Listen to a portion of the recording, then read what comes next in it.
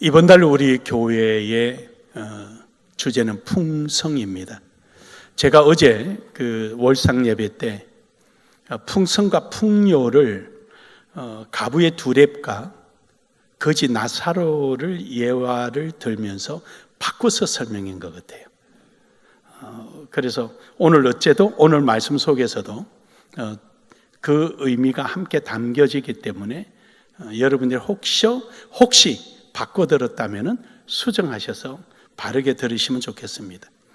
풍요와 풍성이 같은 것 같아도 다릅니다. 비슷한 것 같아도 달라요.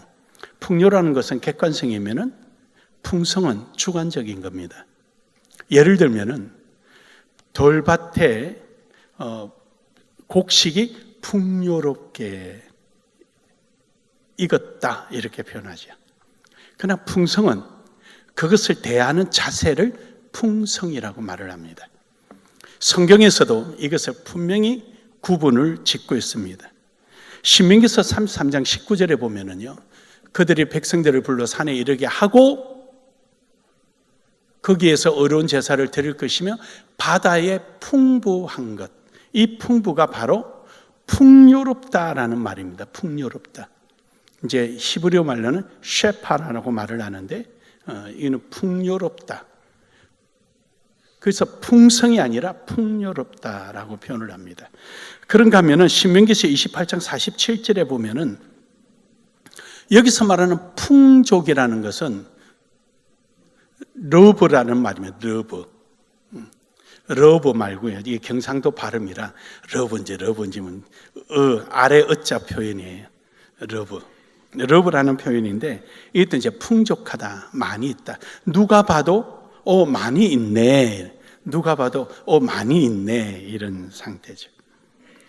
그런가 하면은 풍성이란 말은 좀 다릅니다. 풍성은 이런 풍요로움을 바라보는 마음 상태를 말을 하거든요. 그러다 보니까 똑같은 풍요로움을 보고도 바라보는 느낌이 서로 다 다른 거죠. 요한복음 10장 10절에 보면은 도적이 오는 것은 도둑질하러 오고 죽이고 멸망시키는 것뿐이요 내가 온 것은 양으로 생명을 얻게 하고 더 풍성히 페리소스, 이 말은 무슨 말이냐면요, 양이 100마리가 있어요. 100마리가 있는데 누가 봐도 100마리예요. 그런데 그 안에 보니까 암놈과 순놈이 건강한 이 암놈과 순놈이 있어서 얘들은 임신만 했다 그러면 쌍태로 출생을 시키는 거예요. 쌍태로 출생시키는. 그거는 누구만 아느냐? 목동만 아는 거죠. 목동만. 딴 사람이 아는 게 아니에요. 목동만 아는 거예요. 그런가 하면은 고린도후서 9장 8절에는 이 두 가지의 의미를 잘 표현하고 있습니다. 우리 같이 한번 읽겠습니다. 시작.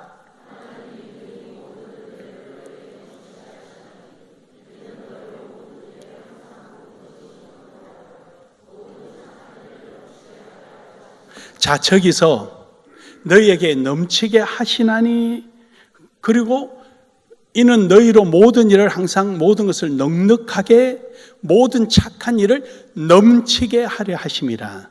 다시 말해서 우리 모두에게 예수 그리스도의 구원의 은혜를 다 주신 거예요. 풍요롭게 다 주신 거예요.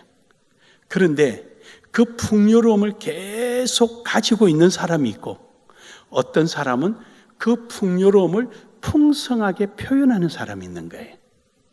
그래서 저기에 모든 착한 일에 넘치게 하게 하려 하심이라. 할렐루야. 우리는 이것을 표현하며 살아가는 여러분 되기를 주의 이름으로 축복합니다. 그래서 하나님께서는 우리에게 구원을 주시고 성령을 주셔서 그 성령 안에서 순종하고 살아감으로 인해서 성령의 열매를 맺게 하는 거죠. 그러나 성령을 받고도 꼼짝없이 나 죽여라 하고 있게 되면은 성령을 소멸한 자라 그러는 거예요. 그러므로 오늘 여러분은 하나님이 주신 이 풍요로운 은혜 안에서 풍성한 삶이 이루어지기를 주의 이름으로 축복합니다. 그래서 오늘 말씀의 제목을 은혜에 붙들린 인격이라는 제목으로 함께 은혜를 나누고자 하는 겁니다. 그렇다면은 이제 우리가 은혜라는 이러한 삶을 알았으니까 풍요로움을 통하여 풍성함을 나타내며 살아가는 것이 은혜의 삶일진데 이것을 담는 인격이 있어야 되는 거죠. 올바른 인격. 이 인격이란 게 뭐냐? 이것을 우리가 철학자의 말을 빌리면은 칸트는 이렇게 말합니다. 인격은 수단이 아니고 본질이다. 다시 말해서 그 사람의 인격이 그 사람이다. 그러므로 이 인격은 우리에게는 나를 대변해주고 있다라는 것이죠. 케르케고르는 뭐라고 말하냐면은 케르케고르는 한 사람이 하나님 앞에 서서 주관적으로, 주체적으로 그 일에 실존하는 자다. 말이 좀 어려운데 쉽게 표현하면 이겁니다. 내가 하나님 앞에 서서 하나님의 그 말씀대로 누구에게 길을 잡아서 따라가거나 칼을 목에 대서 따라가는 것이 아니라 말씀에 따라서 스스로 내가 주체가 되어서 그 일을 행하는 그 자리에 존재하는 자가 인격이다. 아주 구체적이죠. 그러니까 여러분의 신앙의 인격이 있느냐 없느냐는 하나님의 말씀에 스스로 순종하고 지키며 그 일이 이루어지는 현장에 있느냐 없느냐 이겁니다. 그러므로 우리는 인격은 단순한 성격이 아니라 인격은 관계적이다. 관계적이다. 요즘 그 심리학에서 커뮤니케이션이라는 게 이제 새로운 학문이 나왔죠. 거기서는 커뮤니케이션에서는 관계성이다 그러죠. 인격은 나 혼자 있을 때는 인격이 필요가 없어요. 인격이 작동할 필요가 없어요. 그냥 본능적으로 살아가죠. 그러나 나 말고 너라는 상대가 있을 때 인격이 형성되는 거예요.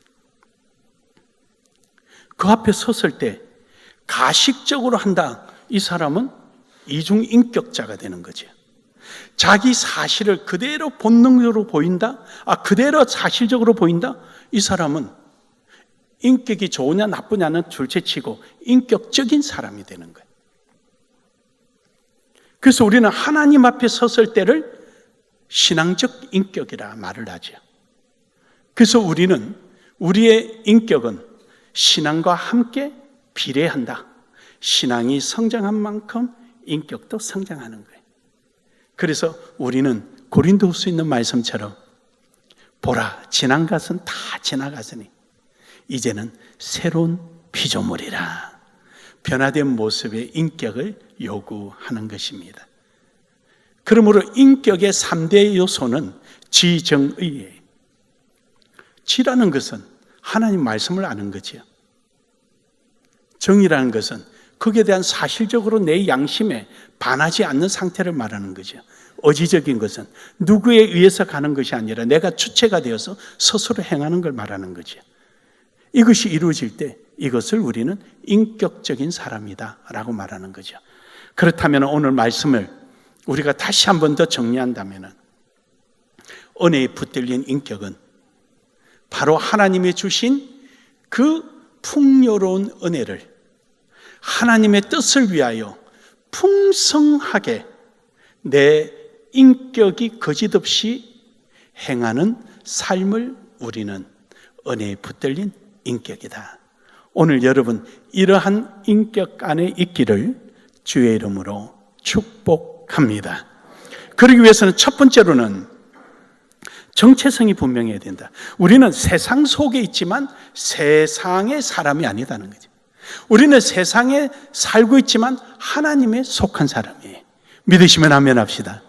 이것이 우리의 정체성이에요. 오늘 여기 본문 말씀을 보면은요, 다니엘과 세 친구가 바빌론을 포로로 잡혀갔잖아요. 그러고 나서 거기서 화관장에 의해서 갈대아 이름으로, 즉 바빌론 이름으로 이름도 다 바뀌어버린 거예요. 여러분, 이름이 바뀌었다는 정체성을 잃어버리는 거예요. 우리도 일제강점기 시대 때 창시 계명을 했잖아요. 우리의 정체성을 말살하는 행위죠. 이름을 없앤다는 것은. 그래서 이름이 바벨론식으로 이름이 다 바뀌어버린 거예요. 함에도 불구하고 다니엘은 정체성을 잃지 않습니다. 오늘 여러분이 읽었던 다니엘서 1장 8절에 보면은 다니엘이 뜻을 정하여 왕의 음식을 먹지 아니하겠다. 뜻을 정하여 심지가 딱 정해 자기 그 중심을 흐트리지 않는 거지요. 바로 이처럼 아무리 내가 바벨론의 포로로 잡혀 있어도 나는 바벨론이 아니다. 나는 하나님의 사람이라는 것이죠. 출애굽기 2장 3절에서 4절에 보면은요, 히브리 민족들이 애굽에 있을 때 애굽 왕이 히브리 민족들을 아이들을 처음부터 죽이도록 했습니다. 모두가 다 죽었죠. 다 죽었어요. 근데 그 중에서 모세를 숨겼죠. 이 모세를 숨겨서 키우다가 이제 더 이상 숨겨서 키울 수가 없으니까 갈대 상자에다가 물이 새어 나오지 않도록 안에 역청으로 다 발라서 이불까지 깔아서 춥지 않게끔 다 덮어서 갈대 상자 딱 해서 어느 때 띄우느냐, 홍수가 나서 물이 막 위에서부터 내려올 때 물이 점점 애굽 왕궁까지 차오를 때 거기에 살짝 띄우는 거예요. 그리고 나서는 이 갈대가 어떻게 가나 하고 보는 거죠. 여러분, 이 정체성은요, 환경과 조건을 초월하는 겁니다. 모두가 저 집도 아이 죽고 이 집도 아이 죽고 여기도 죽고 다 죽었다? 우리도 죽어야 하나? 이거 아니에요. 정체성이 분명한 사람은 그렇지 않습니다. 그 환경과 조건을 초월하는 거예요. 그래서 모세를 거기에 떠내려가는 모습을 계속 지켜보고 있는 거죠. 출애굽기 2장 7절에 보면은 거기 바로의 딸이 아이를 어떻게 하나 보니까 아이를 열어서 해코지할 마음이 없는 거 보니까 얼른 뛰어가서 히브리 여인에게 젖을 빨릴 수 있는 여인에게 소개해 드릴까요?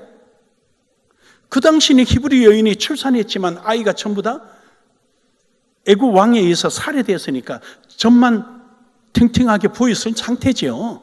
그러니까 얼른 가서, 이게 얼마나 계획적입니까? 모두가 포기한 상태에 이들은 정체성이 분명했으니까 포기하지 않습니다. 그러니까 아이를 그래라고 주니까 누가 키웁니까? 모세의 어머니가 키웁니다. 자기 자식 자기가 이제는 마음 놓고 키우는 거예요. 자기 젖을 물려가며 그러면서 히브리 교육을 시키는 거죠. 사랑하는 여러분, 우리가 일반적인 상황과 조건 속에 또 내 생각 속에 모두가 그러니까 모두가 그렇게 생각할 거야, 이런 생각을 가지면 안 되지요. 본능적인 사람은 감정적인 사람이고요, 이성적인 사람은요 대중의 눈치를 보는 사람입니다. 그러나 오늘 여러분과 저는 환경과 조건을 초월하는 신앙적인 사람이 되기를 주의 이름으로 축복합니다. 하나님이 주신 이 풍요로움 속에서 우리가 바라보는 신앙의 관점은 뭐냐? 풍성함의 모습입니다. 모든 사람이 다 포기하였지만 모세는 포기되지 않고 거기서 하나님의 역사를 이루며 생명을 건지게 됩니다. 사랑하는 여러분, 오늘도 여러분과 저에게 이러한 어떤 어려움과 힘듦이 있다고 해서 포기하는 것이 아니라 우리는 그 환경과 조건을 정체성, 그리스도인이란 정체성, 예수 그리스도의 피로 생명을 얻었다는 그 정체성, 죽어도 살겠고 산자는 영원히 죽지 않는다라는 그 정체성을 잃지 않고 나아가는 은혜가 있기를 주의 이름으로 축복합니다. 다니엘서 1장 12절에 보면은 청하오니 당신의 종들을 열흘 동안 시험하여 채식을 주어 먹게 하고 물을 주어 마시게 한 후에, 여러분, 다니엘만 잡혀왔습니까? 다니엘 세 친구만 잡혀왔습니까? 아닙니다. 그게 많은 청년들이 잡혀왔습니다. 왜냐하면 화관장이 그러잖아요. 10절에서 화관장이 왕이 나를 너희들 위해서 세워놨는데 만약에 너희들이 물하고 풀만 먹고 3년 후에 왕의 폐, 왕이 준 음식을 먹은 자와 세워놨을 때 너희가 얼굴이 초췌하면은 내 목이 달랑 날아간다. 그 말을 하거든요. 10절에. 그러니까 딴 아이들은 다 거기서 오는 먹고 있다는 얘기입니다. 근데 안 먹겠다는 거죠. 그걸 더럽히기 싫다. 안 먹겠다. 여러분, 결국 어떻게 됐습니까? 다니엘서 1장 15절에 보면은요, 하나님께서 은혜를 주셔서 왕이 주는 산의 진미보다도 풀하고 물만 먹은 이들이 훨씬 더 얼굴이 반짝반짝하고 보기 좋았던 거예요. 사랑하는 여러분, 하나님은 이처럼 환경과 조건도 바꿔버리십니다. 믿으십니까?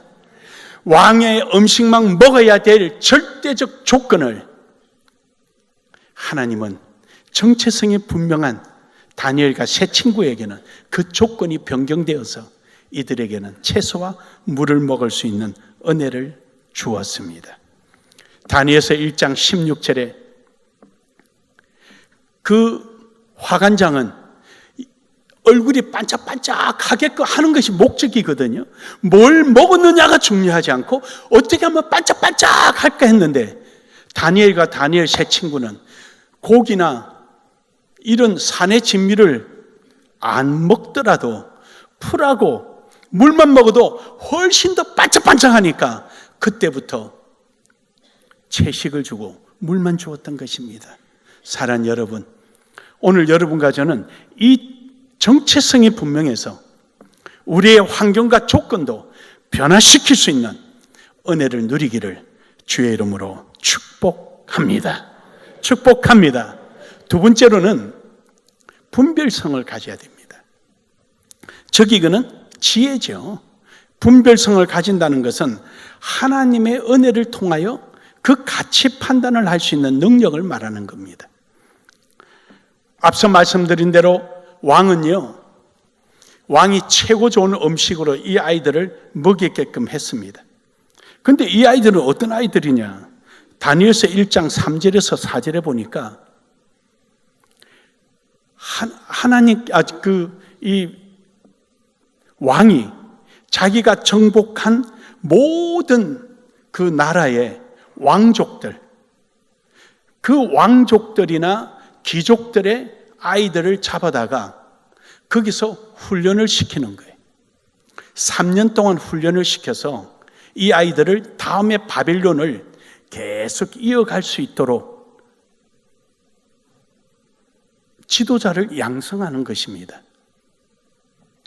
그러니까 이곳에는 다니엘과 세 친구만 있는 것이 아니라 이스라엘에서 이렇게 잡혀온 왕족과 귀족들도 있었다는 사실이죠, 그 안에.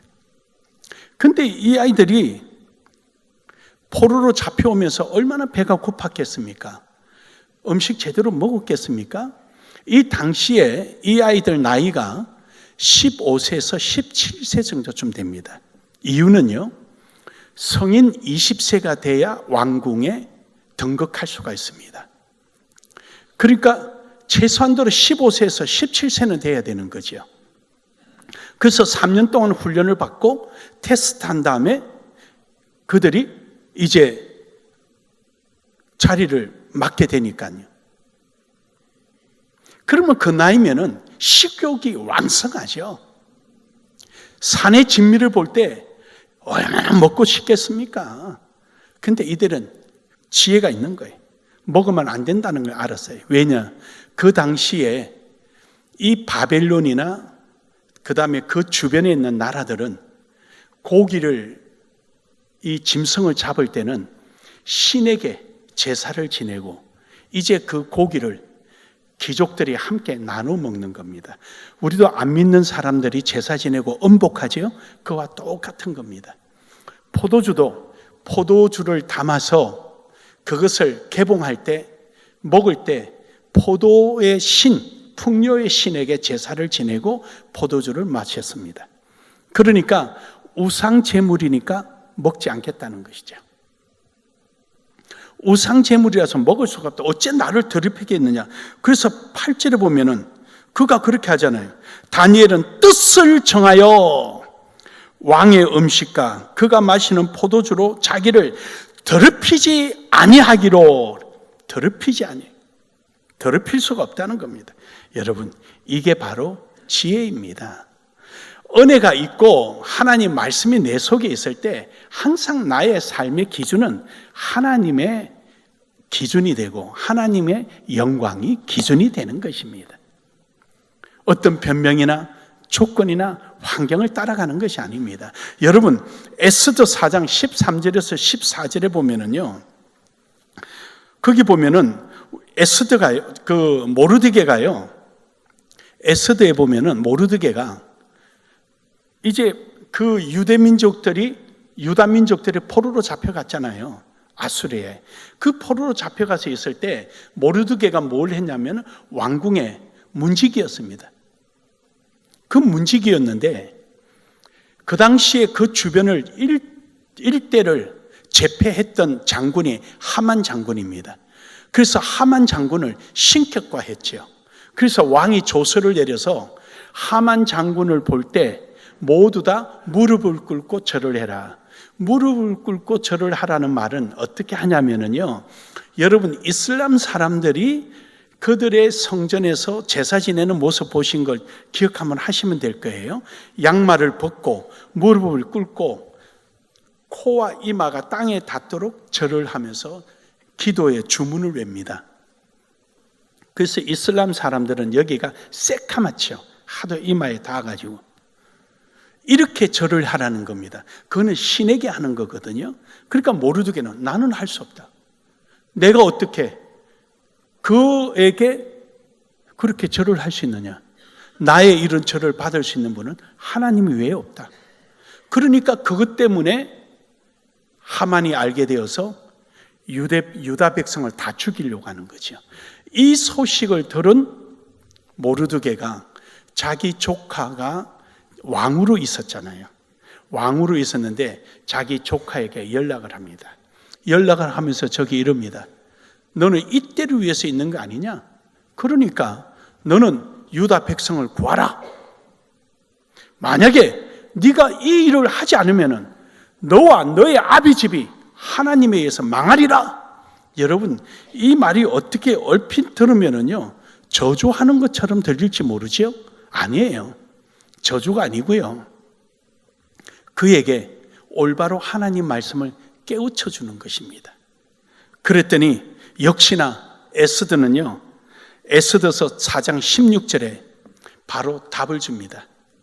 우리 외삼촌 모르드게에게 이야기해라. 우리 백성들이 나를 위하여 3일만 주야로 금식해라. 내가 죽으면 죽으리라고 나가리라. 그리고는 왕에게 나아갑니다. 당시에 왕은 신의 존재로서 왕의 허락 없이 왕 앞에 나타나면 그는 죽습니다. 그런데 그 에스더는 죽으면 죽으리라고 왕에게 나타납니다. 그런데요, 그 법을 어기고 왕에게 나타났는데 하나님의 은혜로 왕이 어여쁜 내 왕비여 어쩐 일로 여기까지 왔느냐 그러면서 손에 있는 이 그 지휘봉 홀을 내밀면은 왕이 영접하는 게 됩니다. 혼을 내미니까 이 홀을 손을 잡고 입을 맞추고 왕이여 청이 있어서 왔습니다. 그러면서 왕에게 자기 처소로 초청을 하게 되죠. 이 사건으로 인해서 결국은 하만이 모르드게를 십자가에 매달고 왕이 타는 황금마차를 자기가 타고 유대 민족을 다 죽이려고 했었죠. 그랬는데 이 에스더가 죽으면 죽으리라고 환경과 조건을 초월해서 모르드게가 준 지혜를 통하여 하나님 앞에 말씀대로 행동했더니 결국은 십자가에 하만이 매달리고 하만이 타기로 했던 그 황금마차는 모르드게가 타고 유대 민족이 그 포로 생활 속에서도 존귀함을 얻고 생활하게 된 것입니다. 사랑하는 여러분, 이처럼 오늘 여러분과 저는요, 환경이 두렵다고, 모두가 그렇다고, 우리가 그런 모습을 보면서 분별 없이 그냥 휩쓸려 가는, 신앙의 원칙 없이 그냥 묻혀가는 이런 모습은 버리고, 오늘 여러분과 저는 말씀 안에서 분별력 있는 신앙인이 되기를 주의 이름으로 축복합니다. 마지막 세 번째로는 결단성이 있는 신앙이 되어야 합니다. 결단이라는 것은 하나님의 영광을 드러내는 삶입니다. 어떤 환경이라 할지라도 하나님의 영광을 드러내는 거죠. 다니엘서 1장 10절에 보면은 화관장이 왕에 대하여 두려워서 다니엘이 우리는 채소만 먹게 해달라 그러니까 무슨 소리냐? 내 목이 왕 앞에 위태롭게 된다. 죽을 수도 있다는 것이죠. 그렇다면 반대로 보면은 다니엘의 요구는 지나친 거죠. 하지만 다니엘은 단호했습니다. 10일만 테스트해 보십시오. 우리가 어떻게 되나? 그리고는 그는 당당하게 났습니다. 여러분, 체코가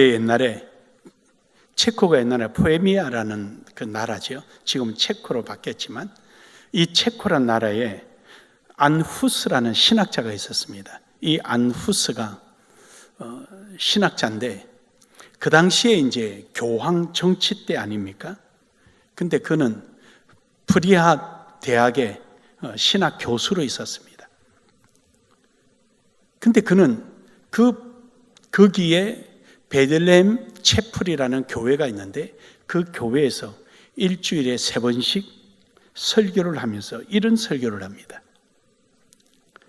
모든 교리는 성경에 근거하여야 하고 돈으로 죄를 사하는 것은 복음이 아니다. 그리고 평신도도 성찬에 참여할 수 있다.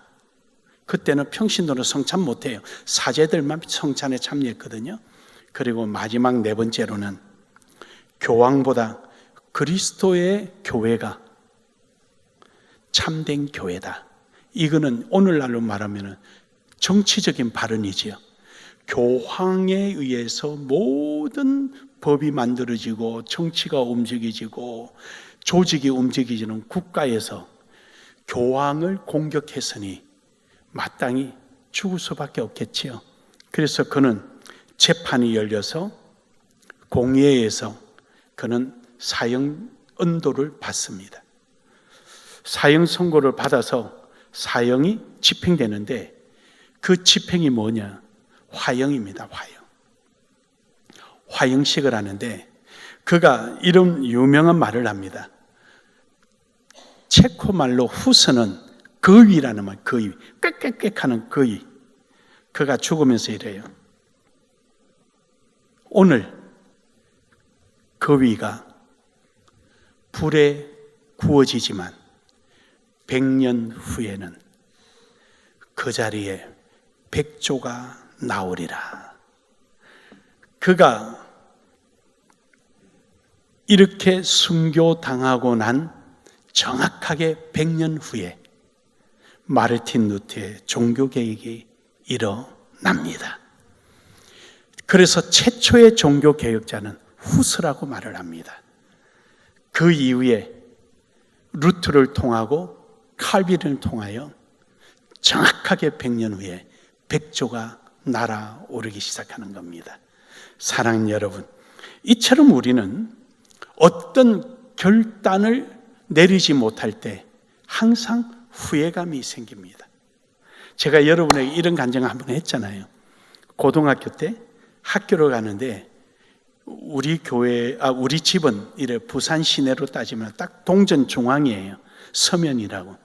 그래서 연산동에서 내려오는 차를 타면은 이제 자리가 좀 약간 생겨요. 빨리 타면은.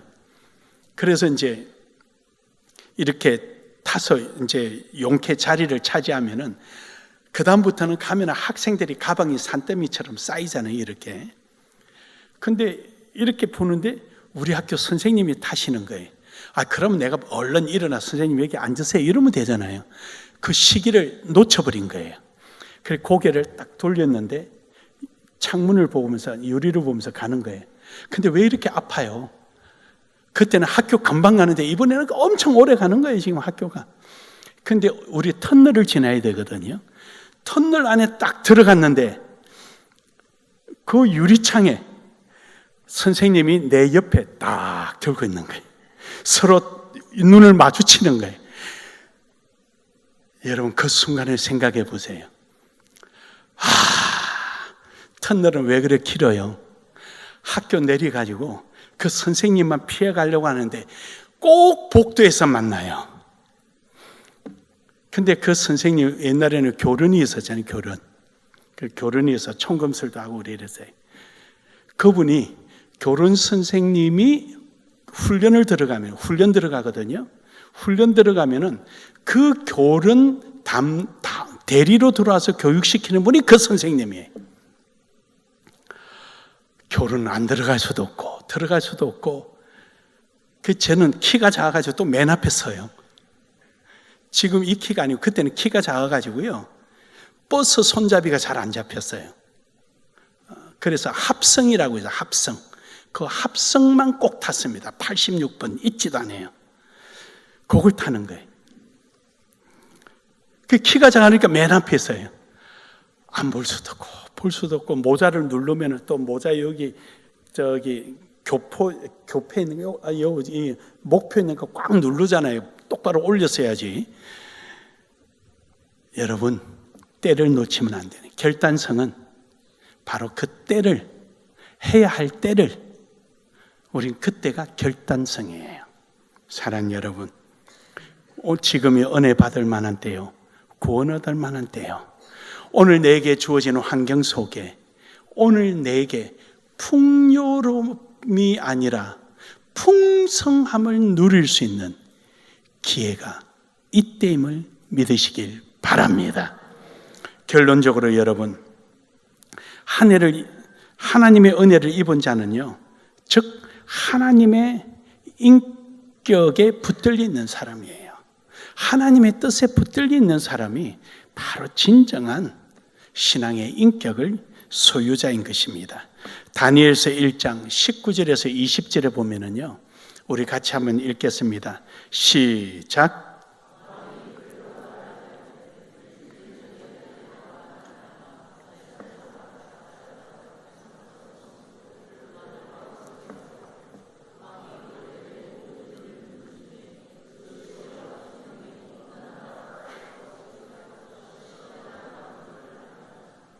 아멘.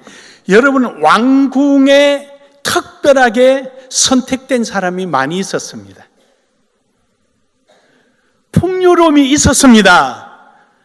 그러나 진정한 풍성을 누린 사람은 다니엘과 그의 세 친구였습니다. 할렐루야. 오늘 하나님께서 우리에게 주신 이 풍요로움,